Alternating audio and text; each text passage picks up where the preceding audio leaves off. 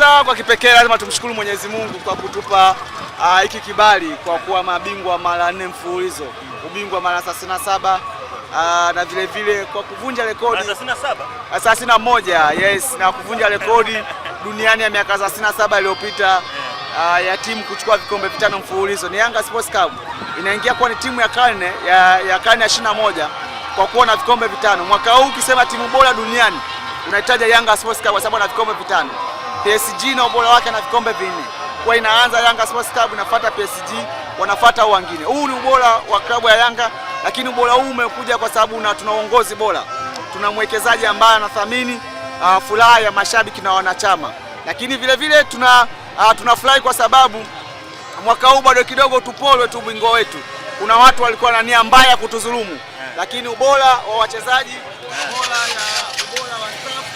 ubora wa stafu, ubora wa mashabiki, tukapambana tukawa na mabingwa mara 4 mfululizo katika ligi kuu Tanzania bara. Haikuwa rahisi.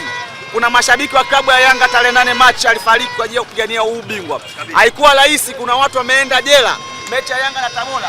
Watu wameenda jela kwa ajili ya kupigania huu ubingwa. Haikuwa rahisi. Mashabiki wa Yanga almost 40,000 wa tarehe 8 Machi walikosa kuona burudani.